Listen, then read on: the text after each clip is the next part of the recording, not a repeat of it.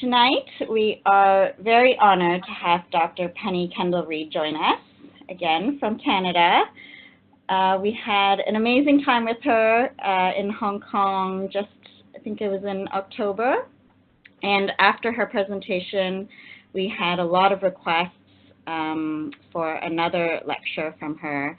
And so tonight, we will be continuing our discussions on the clinical impact of the terrible trio of stress, sleep, and weight. And for those who weren't acquainted with Dr. Penny last time, Dr. Penny Kendall-Reed is a naturopathic doctor based in Toronto. Apart from her undergraduate degree in neurobiology and a secondary degree in naturopathic medicine, Dr. Penny has always stood out from the rest, receiving the Dr. Alan Tyler Award for Most Outstanding Clinician, and was also awarded Naturopath of the Year by her peers and colleagues. And today, she stands out by pursuing the understanding and integration of genetics into her clinical practice.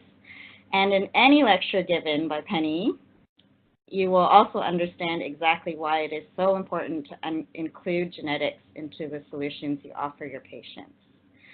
So, Dr. Penny, again, we are so honored to be able to spend this next hour with you. And without further delay, I will now pass the following time to you. Thank you very much, Denise, and thank you everybody for joining us tonight. I understand that it is raining a lot down there, so I really appreciate everybody taking the time and getting onto the webinar. That old saying, sleep on it, everything will seem better in the morning, has never been more true than it is today. But of course, that only works if you actually sleep.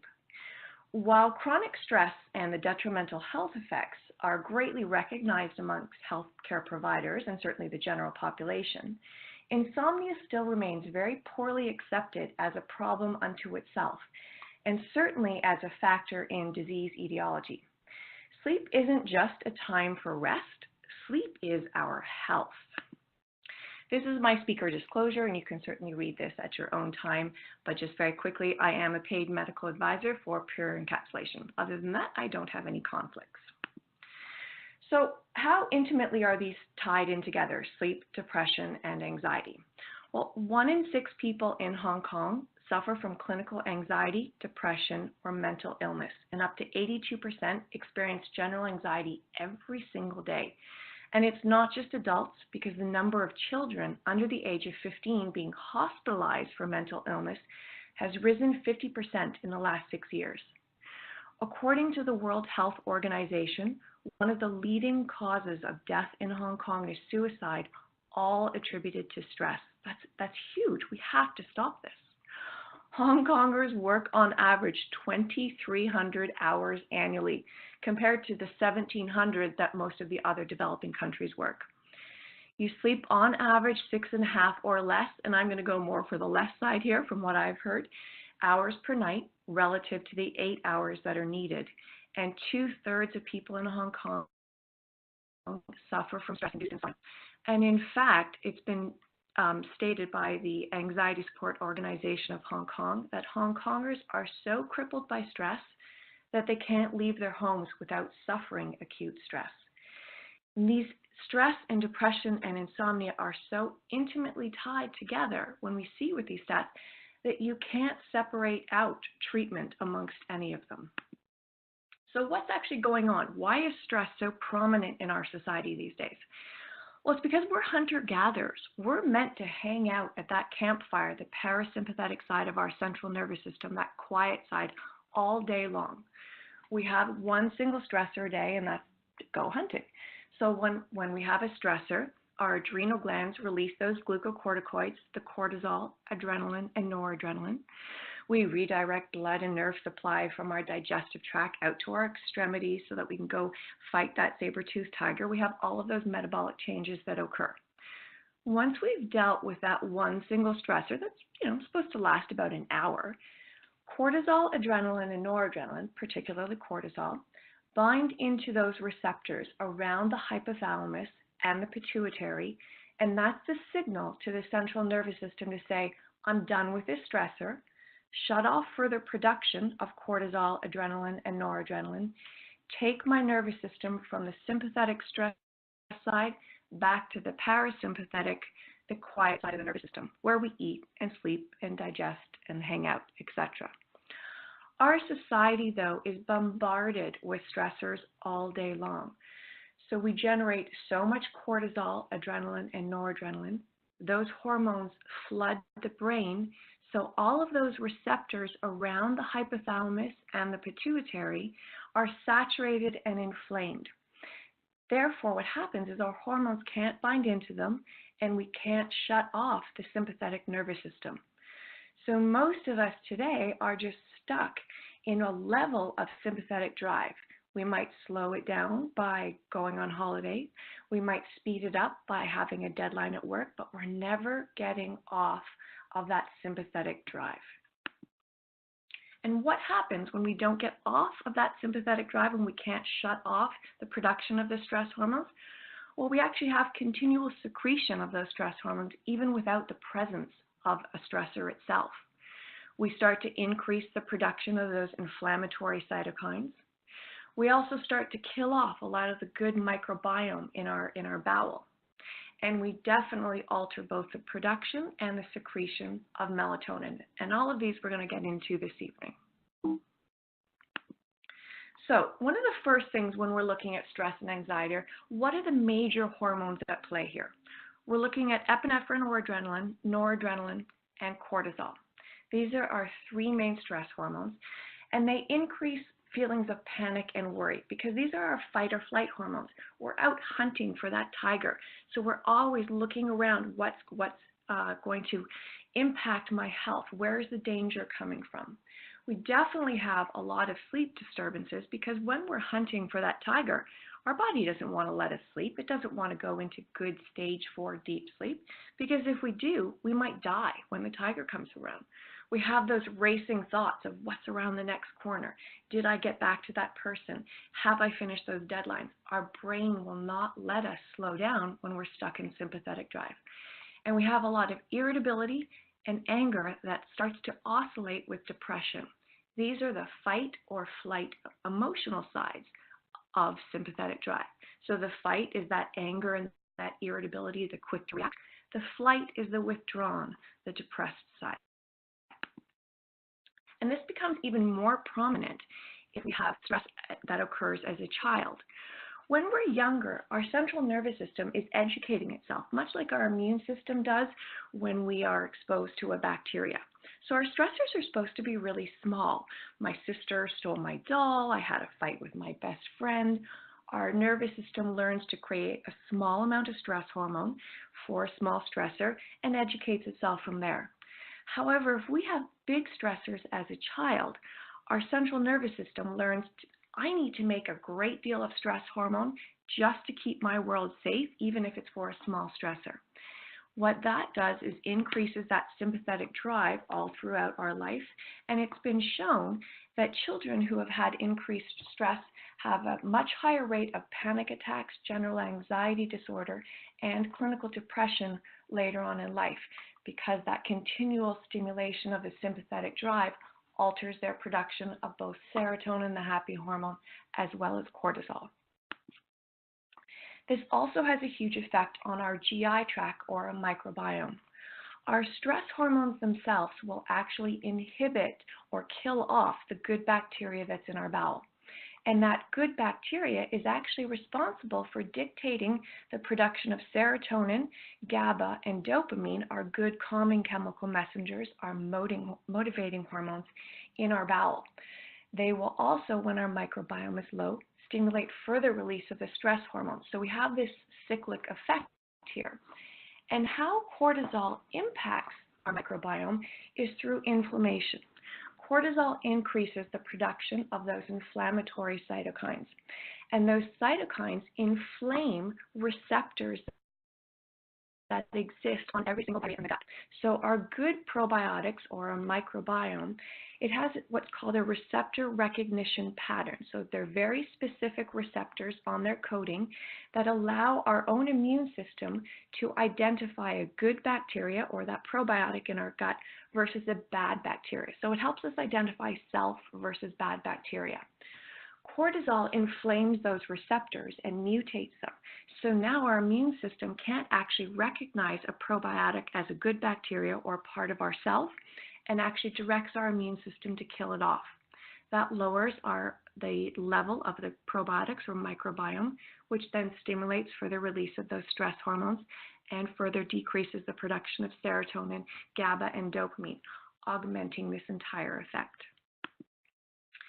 So this is that polysaccharide coating that I was mentioning. And again, cortisol will come down, mutate that receptor, and further decrease the production of those stress hormones. Chronic stress, though, does a lot more than just that. It also inflames those receptors on the hypothalamus. So again, we lose that ability to turn off the HPA axis, but it also increases glutamate activity. And glutamate activity is what we refer to as brain on fire, or that continual, oh my God, what's going on in my brain, and where's the next stressor, and what do I have to do next? Whenever we have increased glutamate activity, we also have increased inflammation in the brain. So what should happen is our brain increases the production of something called BDNF, or brain-derived nerve factor, which is something which goes up and mops up any damage in the brain and helps to increase new neural pathways. However, cortisol blocks the production and the activity of BDNF.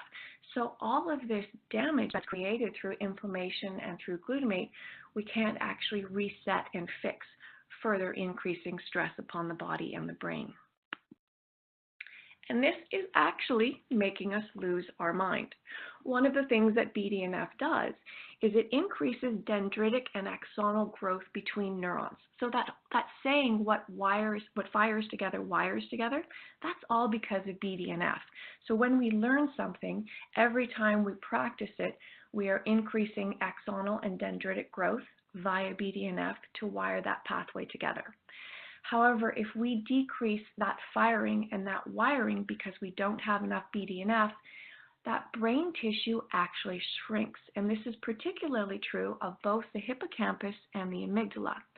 The hippocampus is our short-term memory, focus, concentration gland. And when we don't stimulate it, our hippocampus actually shrinks to a third of its size. So we actually have significantly less brain tissue with which to focus and concentrate and memorize things. It also alters the activity in our amygdala, which is our emotional gland in the brain. So it heightens the response there, increasing the emotional reaction to almost anything that happens. What are the hormones that are involved in depression? Well, as we can see, they're pretty similar. We have epinephrine, norepinephrine, and cortisol again. But we also have dopamine, our motivating addictive chemical messenger, and serotonin, our happy hormone. And this time, although we will see some worry and some concern and anger, the biggest difference between depression and anxiety is the lack of joy. Anxious people can still find joy in certain events. They might get anxious about them, but they can still have that heightened joy. When we have true depression, there truly is a lack of joy, a lack of happiness. They also have sleep disturbances. They're slightly different, and we'll get into those. A decreased concentration. And they also have a big guilt complex or a loss of self-worth that we don't see in the anxious picture. Frequently, those who are anxious may even have a bit of grandioso, but the depressive side has a big lack of self-worth. And depression also alters brain function as well as brain growth. Cortisol, not so much adrenaline, noradrenaline, or epinephrine, norepinephrine, they'll actually inhibit the production of serotonin and dopamine directly. They also alter neuroplasticity, or the ability of the brain to repair itself, yes, through BDNF, but they also do it through something else called MAP kinase phosphatase. And this is an enzyme which also goes in and repairs any neural inflammation in the brain. And it's been seen that in suicidal cases, MAPKP is actually present in really high concentrations, and it's one of the diagnostic techniques now that we use for major depressive disorders or clinical depression, is looking at that enzymatic level. Depression also has a big tie-in with inflammation. It's not just cortisol. So as we saw, stress increases the production of those cytokines. It actually does it by 76%, which is a huge amount. And again, everything has a backup mechanism. The reason inflammation is so increased during stress is because if I'm out hunting for that saber-toothed tiger and I get cut, I want to wall off that area with inflammation just in case there's a bacteria in there so it doesn't disseminate through the rest of my body and kill me. And when I get back to the campfire or the quiet side of my nervous system, my stress hormones will go down and thus my inflammatory load will go down.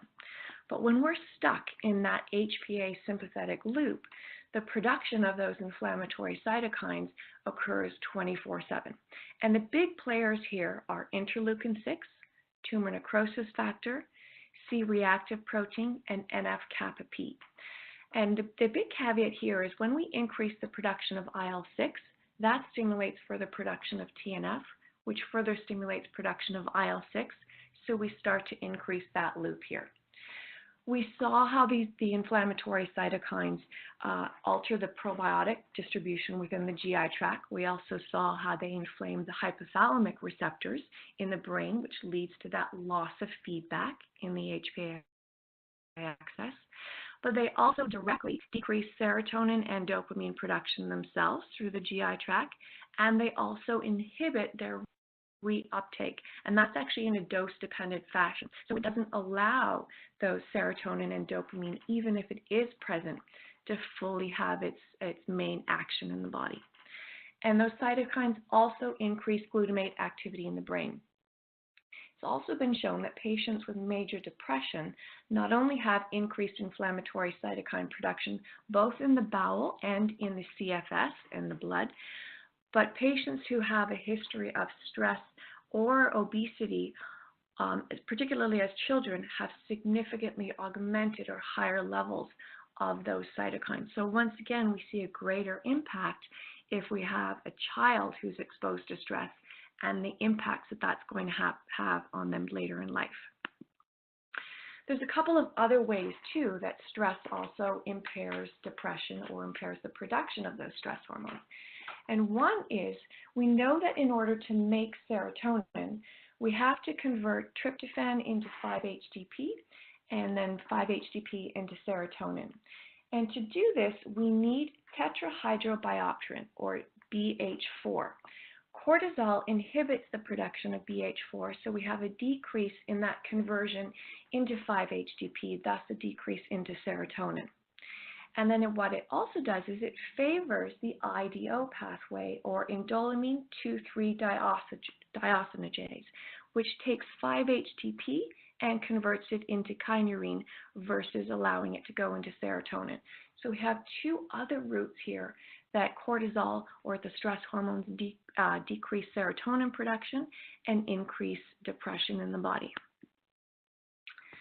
So we can see that chronic stress greatly inhibits that negative feedback in the HPA axis. And this is really central to the problem that we have in our society today. It is not good enough for us as clinicians just to decrease the production of those stress hormones, because that will only slow down that sympathetic drive. It is crucial that we reset and fix those receptors on the hypothalamus and the pituitary, so we allow our patients' HPA axis to get back to the parasympathetic side. Otherwise, they will keep increasing the production of those stress hormones independent of the presence of a stressor. It will also inhibit that neuroplastic repair, which we need to fix, because otherwise the brain damage continues to grow. We also see that chronic stress increases inflammation, and that alters that microbiome, which then in turn decreases serotonin and dopamine production and increases cortisol. And it also mutates the receptors all throughout the brain and the bowel, preventing hormonal binding. And it also decreases that production of serotonin and dopamine. So how is this going to lead then into sleep? Well, the impact that sleep has on our body is crucial for people to understand. It is not just simply about a little bit of rest. And although this is a bit of an extreme case, it really points out how important sleep is. There is a genetic disorder called fatal familial insomnia, and it's a rare genetic disorder that prevents people from sleeping. And when somebody is homozygote variant, so they have two of the alleles for this condition, what happens is they increase a production of a protein called a prion protein. And this initiates the disease, which has 4 stages. During the initial stage, which lasts about 4 months, we see increasing bouts of insomnia that lead to panic attacks and paranoia and phobias. Then the second stage goes into increased panic attacks and hallucinations. The third stage goes into a complete inability to sleep, entirely independent if somebody is taking a pharmaceutical or a natural sleeping pill or not. And then the fourth stage, which lasts about 6 months, goes into dementia, unresponsiveness, and death. There has never been one case of somebody surviving this genetic disorder because sleep is the only time our body heals. Our sleep pattern is controlled by 2 main functions: a sleep rhythm, which is controlled mostly, it's our circadian rhythm. It's controlled mostly through the sun, but there is actually a backup mechanism in our body in case we don't have sun exposure. So some of the studies that were first done on plants and then repeated on humans showed us this backup mechanism. And what scientists did is they put themselves into a complete dark cave or room for a month, and it was 24 hours of darkness. And what they found was within a couple of days, their sleep-wake cycle, it remained stable, but it shifted from a 24-hour cycle to a 26-hour cycle. And what this was showing us is that sleep and our circadian rhythms are so important to the body that we do have backup mechanisms to help control our circadian rhythm even if we don't have light stimuli. However, in general, our biological clock is controlled by daylight hours. So when we wake up and we see the sunlight starts to hit the suprachiasmatic nuclei. Those is that little group of cells where the 2 optic nerves cross over. This then stimulates the SCN to start releasing or producing melatonin in the pineal gland for it to be released after dusk. So our melatonin secretion doesn't actually put us to sleep. It's more about controlling what time we should start to think about going to sleep. And that's a really key part, because when we look at supplementing with melatonin, we really have to understand melatonin isn't a sedative. It's about pushing us into deep sleep and resetting that wake-sleep cycle. The second part of our sleep cycle is controlled by sleep pressure, and that's controlled by a neuromodulator called adenosine. Adenosine, it starts to build up during the day when we don't sleep, and adenosine gives us feelings of grogginess and a little bit of sedation, and moreover, it inhibits excitation or arousal, so that by the end of the day, it's built up so much that we're sleepy enough that when we get into bed, we can fall asleep. It's really important to note that caffeine and cortisol and actually sugar will block the production of adenosine during the day, so that when nighttime comes, we're not sleepy and we have a difficult time falling asleep. Cortisol has also a big impact on the production of both melatonin. Normally, cortisol should peak around 6 to 8 a.m. in the morning. So if we go over to the very right side of this chart and we look at the plasma cortisol, the blue line is the normal here, or the control patient. So we see that cortisol is at its absolute lowest at night. Particularly, it should be at its lowest between 2 to 4 in the morning when melatonin naturally peaks. And it rises and has its natural peak at 6 to 8 a.m. in the morning. Say, great, get me up and let's go. But if we look at the red graph here, we see that cortisol is much higher in the depressed and anxious individuals at 2 to 4 in the morning, which is going to wake them. And it has a much lower peak at 6 to 8 a.m. in the morning, making them more tired, more fatigued, unable to say, great, let's go and get on with my day. Now, if we whip back over to the very left-hand side where it says plasma melatonin, we see again in the controls, or the hormonally normal patient, that melatonin does peak at 2 in the morning to help us get into a good stage 4 sleep and control our wake-sleep cycles. However, in the control groups, look how low that plasma melatonin level is. Rock bottom low, greatly disrupting their sleep patterns. And it's been shown that depression and stress-related disorders, they have this common theme. They all have disruptions in their sleep pattern. They all have elevated cortisol. They all have altered adrenaline, noradrenaline, or norepinephrine levels, and they all have HPA dysfunction. Every single depressed or anxious patient shares that common theme. But when we take a look at patients with insomnia or sleep disruption, sleep disorders, when they haven't been diagnosed with either anxiety or depression yet, they still have the same hormonal pattern. They still have elevated cortisol, particularly in the evening or the first part of their sleep, which is impairing their sleep. And they're going to have an increase in CRH, cortical-releasing hormone, which again is that hormone from the hypothalamus stimulating that HPA axis to say, let's make more norepinephrine or adrenaline the next day. And this elevation in cortisol, which then increases that CRH, has now been clinically proven to be the primary cause of sleep disturbances. So when we look at our sleep summary, again, every anxious, depressed, or insomniac patient, they all have a common hormonal profile. So we cannot treat the anxious person without looking at the same hormones as we do the insomniac. Cortisol is going to inhibit the production of melatonin. It's also going to decrease or alter the timing of its release. It's going to inhibit the buildup of adenosine, so we're not quite as sedated in the early evenings, and it makes it more difficult to fall asleep.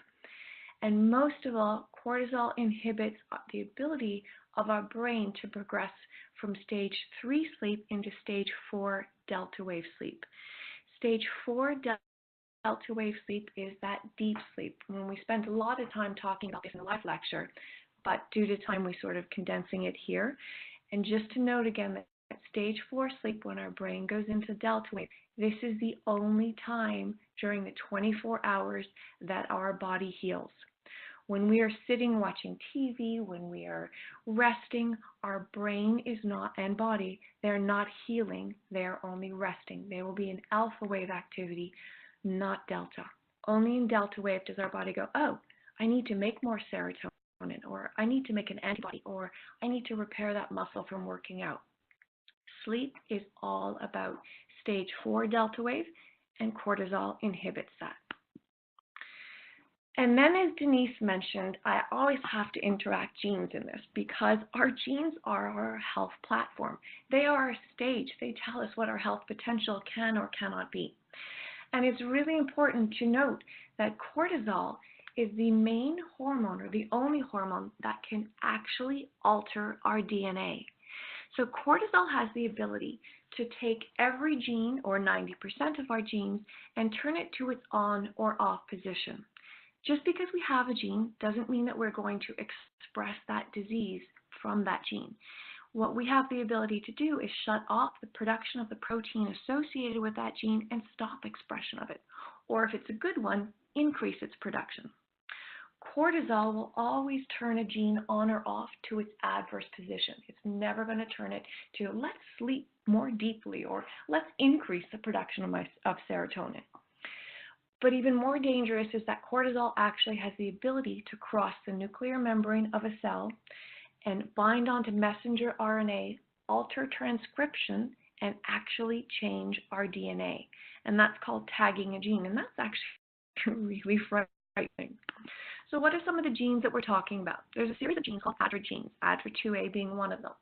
And this plays a role in the production of the cortisol, adrenaline, noradrenaline from our sympathetic nervous system.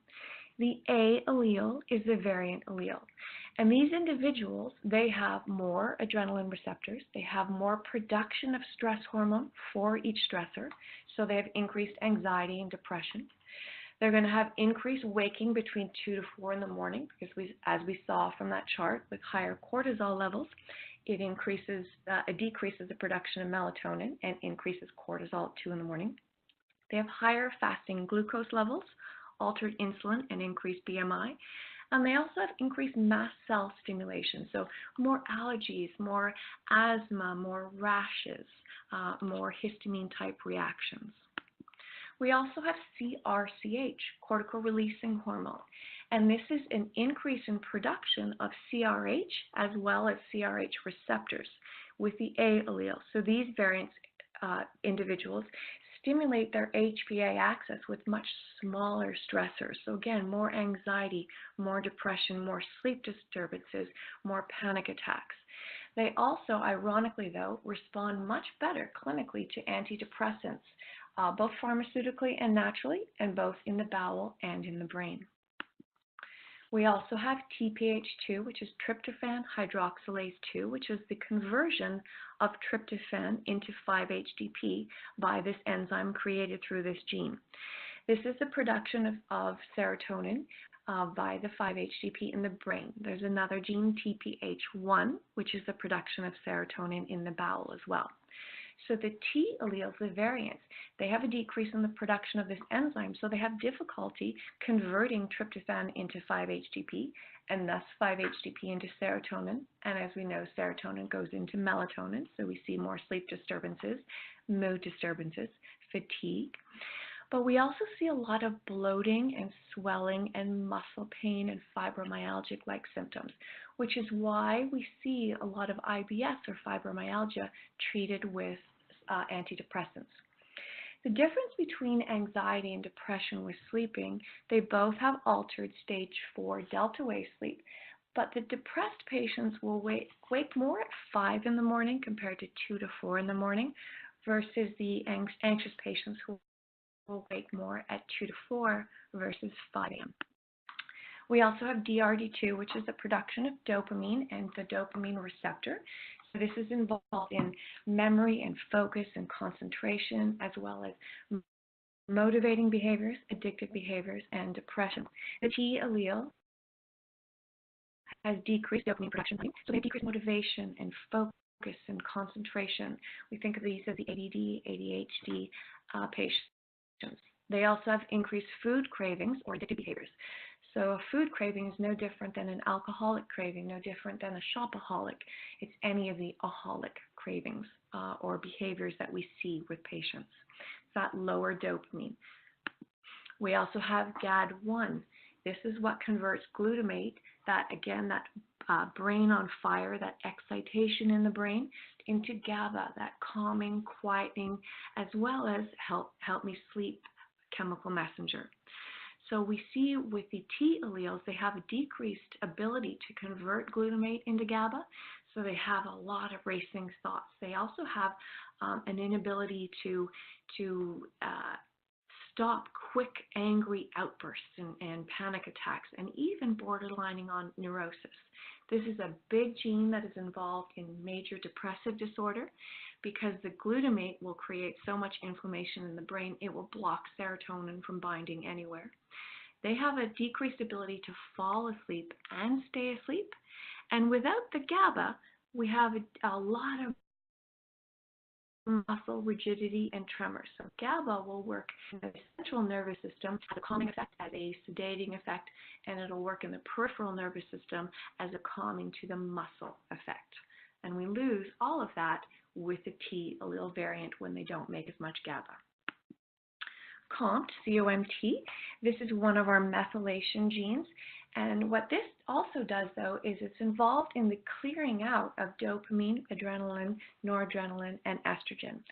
So the MET, or the G alleles, they have increased clearance of adrenaline, dopamine, and estrogen. So that's actually great from a stress point of view, but not so good from a dopamine point of view, because then, again, we have that decreased focus and concentration, more of a tendency to worry, etc.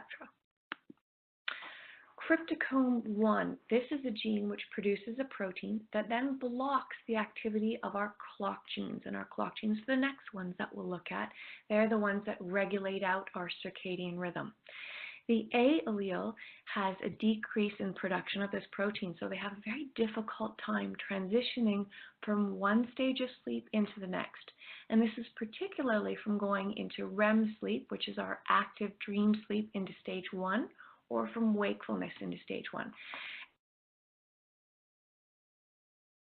And it can often take them 2 to 2.5 hours to get to the next stage of sleep, which means it can take them 4 to 5 hours just to get to stage 2 of sleep.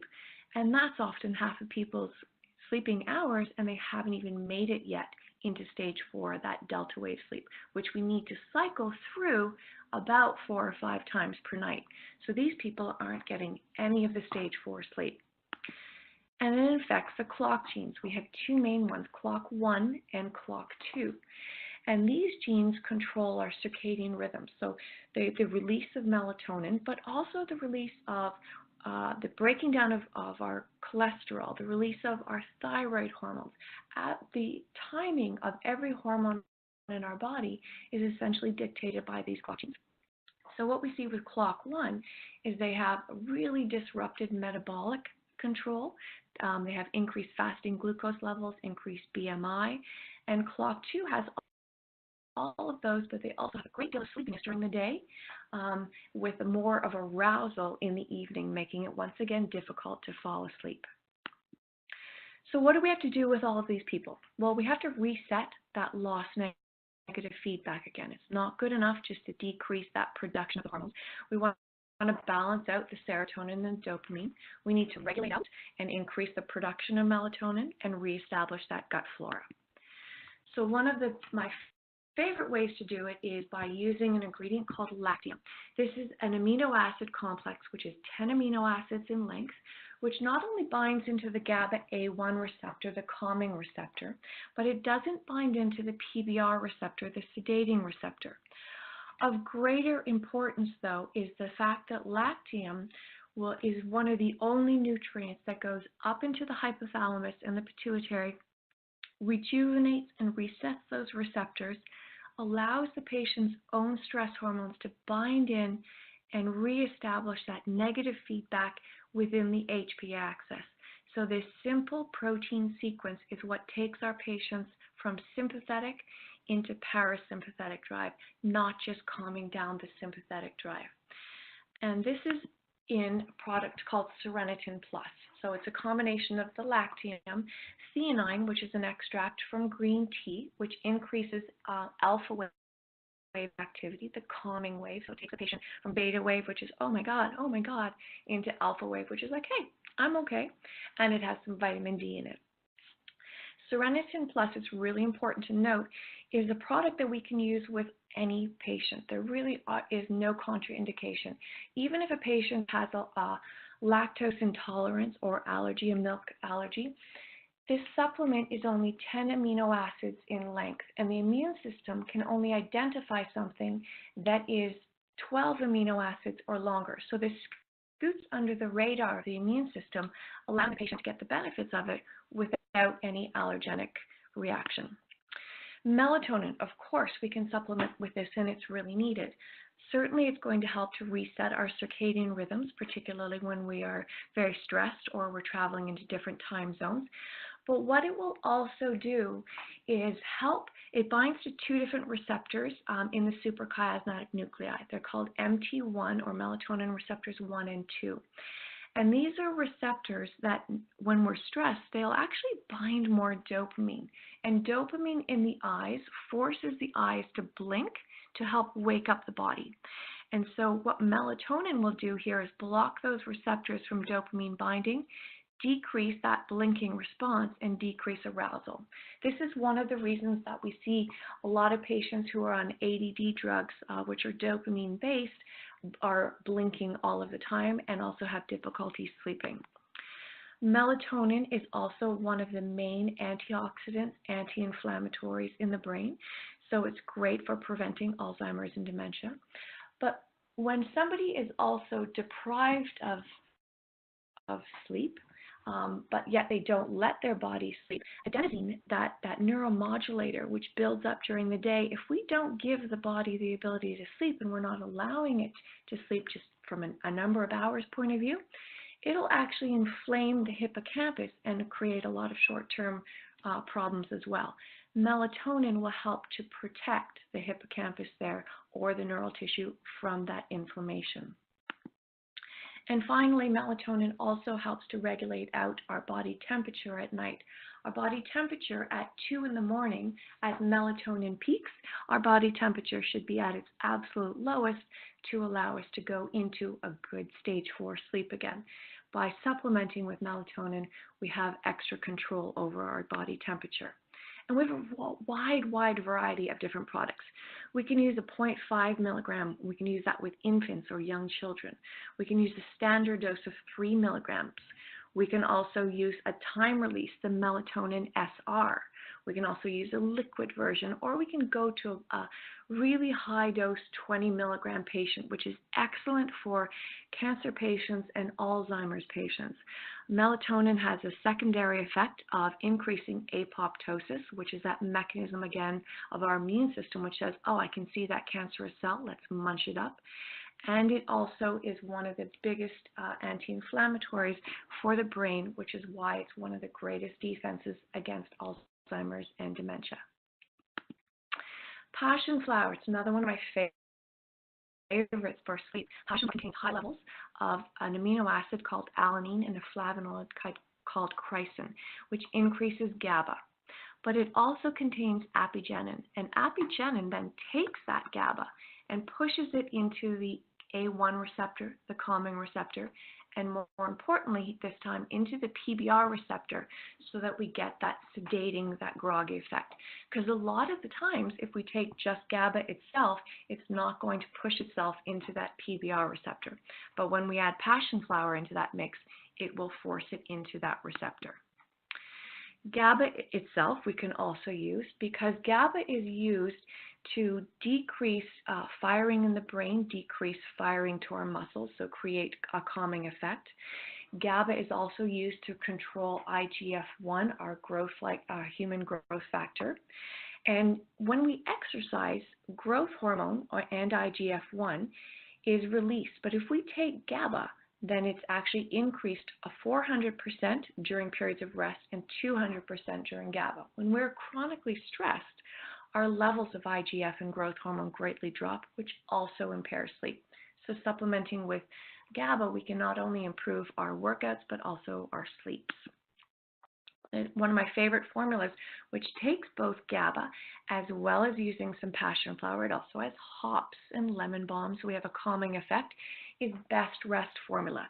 Best Rest will also have a little bit of melatonin, 1 milligram per serving.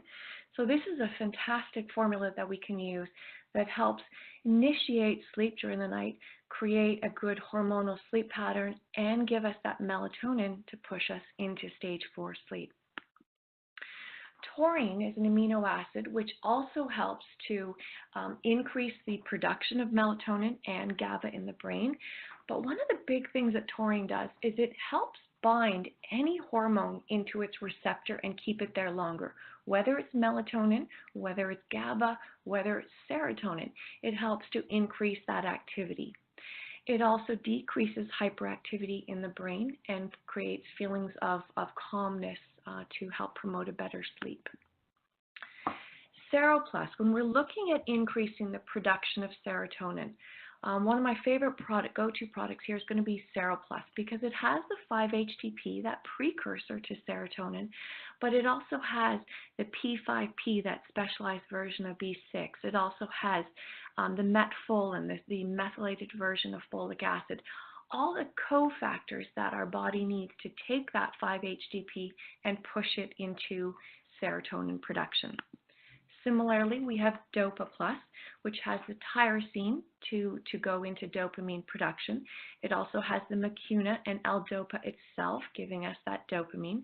But it also has the metfolin and the P5P, again, those cofactors to take the tyrosine and push it into dopamine production. We also have ADR formula. So when we have a patient who is hypoadrenal versus hyperadrenal, so that's that patient who has the chronic secretion of cortisol but very low levels of adrenaline, noradrenaline, so they've gone past that hyperadrenal state into crash mode. It's not good enough to just use the Sereniten Plus there. We do need the Sereniten Plus to reset the HPA axis, but we also have to give some life back to those adrenal glands. And that's where we're going to use a glandular here. And ADR is one of my favorite formulas because it has both the whole adrenal and the adrenal cortex from a bovine. We can certainly achieve adrenal wellness through using an adaptogen, so the ashwagandha rhodiolas of the world. But when we use an adaptogen, it's going to take us about 2 to 3 months to achieve what we can achieve with a glandular in about 10 to 12 days. So this is one of my favorite go-to products for hypoadrenal anxiety or depressed patients. We also need those probiotics, which we spoke about. And ProbioMood is one of my favorite. It uses the Helveticus and the longum species, which have been shown to increase serotonin production a little bit more than just the regular probiotics. However, we also need to rebuild up the foundation of probiotics, and that we're going to use probiotic 50. So we have 50 billion bacteria in one capsule of all of our mainstream probiotics here, so that we can regulate out our acidity level, we can increase the production of our serotonin and our GABA, and maintain a normal microbiome. So just some sort of quick cheat sheets with respect to our conditions. We have that hyperadrenal patient. So that's the patient who has elevated cortisol, adrenaline, and noradrenaline. Their orthostatic blood pressure, that blood pressure from lying to standing goes up more than 15 points. Their symptoms, they have racing thoughts all the time, difficulty falling asleep. They're waking between 2 to 4 in the morning, and they're getting a lot of palpitations or chest tightness. Here we're going to use the Sereniten Plus, 1 to 2 capsules twice a day on an empty stomach. Really, really key that this has to be on an empty stomach. It won't be absorbed if we take it with food. We're going to use the time-released melatonin, 3 to 9 milligrams before bed. We're going to use that Best Rest reformula, 2 before bed to help them fall asleep. And this is a great one that we can also use 1 in the middle of the night if they wake up to help put them back to sleep. And if we need, we can also add in some extra GABA, about 500 milligrams twice a day without food. And you can combine anything that's without food, like the Sereniten and the GABA together. The opposite end of the spectrum is that hypoadrenal patient. This is where their orthostatic blood pressure only goes up 5 points or less, so it doesn't go up the normal 10. They have a flat line or reverse curve of their cortisol. So again, they're secreting cortisol all day long, but inappropriately. Very low adrenaline and noradrenaline, so none of that get up and go. A lot of lightheadedness on standing. They're tired all the time. And these are the people, they may sleep 8 to 9 hours straight through, but they wake exhausted because they haven't gone into any of that stage 4 sleep. So once again, we have to reset that HPA axis. Nothing is going to happen for these patients unless we do. So here, a hypoadrenal patient has already gone past hyperadrenal. So it's been going on for a longer period of time. So we have to start with slightly higher doses. So we're going to definitely start with 2 capsules of Sereniten Plus twice a day, gradually decreasing it down to 1 twice a day. These are the ones where we need to get some life back in the adrenals. We're going to use that ADR formula, about 1 or 2 capsules twice a day. We can use NeuroPure. This is a substrate which increases, or a formula which increases serotonin, dopamine, as well as regulates out a bit of cortisol, 2 twice a day. And then we're going to use that melatonin, but we don't necessarily need the time released here, but we do need a higher dose, so 6 to 9 milligrams before bed. Serotonin support, these are the patients that are depressed with low moods, not necessarily low energy, but low moods. They're very withdrawn. It's the flight side of the fight or flight. They may have cravings for chocolates or sweets, and they're moreover waking at 5 a.m. So then we need to fix that why they're not making the serotonin, fix that HPA axis with the Sereniten Plus. We're going to boost up their serotonin production with either Sero Plus or 5-HTP directly. And we can also use glutamine to help with sugar cravings. L-glutamine, if you take 500 milligrams or 1 little scoop, put it in some water, swish that in the mouth for 30 seconds and swallow, it instantly kicks out sweet cravings. And what It does that by saturating the sweet receptors on the tongue and inhibiting the message from the tongue to the brain saying, I want more, please. We have dopamine support, which means, again, that low dopamine, they're always looking for reward. They're looking for that next addictive behavior. They have more cravings for fattier foods, more cheese and nuts and chips and alcohol, and they have that addictive behavior, whether it's shopping or exercise or looking for that extreme rush. Again, we need to fix the why they're not making that dopamine. So we're going to use the Serotonin Plus. We can boost up their dopamine production with the Dopa Plus. Here, with Dopa versus Sero Plus, you need a slightly higher dose, about 3 capsules twice a day. Or we can just use straight tyrosine, about 500 milligrams to 1,000 twice a day without food. You wouldn't use the Dopa Plus with the tyrosine. It's one or the other. Similarly with the Sero Plus or the 5-HTP. Sleep support. Again, if they're having difficulty falling asleep and they're waking in the middle of the night, we fix that why. Nothing's going to happen unless we fix that why with the Serotonin Plus. Higher dose, 2 capsules twice a day without food, and also one in the middle of the night when they wake to start to retrain back that cortisol curve. We're going to use the best rest because we're going to get a good sedating formula in there and a calming effect, and bump it up with extra melatonin time released during before bed. If it is a sleep issue where they're sleeping through the night but waking unrested, that's more that hypoadrenal patient. We're going to fix that why with the Serotonin Plus again. We're going to reset those adrenals, 1 to 2 capsules. But here you want to try to take that second dose before 4 p.m. just so that we don't increase any excitation in the second half of the day. And then we're going to use the 3 milligram melatonin, about 2 to 3 of those a day, so 6 to 9 milligrams before bed. And then if we have the sleep issues where they're difficulty sleeping but waking at 5, this is more towards that depressive side. Again, we fix the main block, that HPA axis, with the Serotonin Plus. We boost up their serotonin production with the Sero Plus to get them over that 5 a.m. hump, and also give them the time-released melatonin to get them into stage 4 sleep. So I hope that you can all take home this evening the key variable that stress is creating an imbalance in our circadian rhythms, the production of our happy hormones, our depressive hormones, our anxiety hormones, and how that is greatly impacting our health.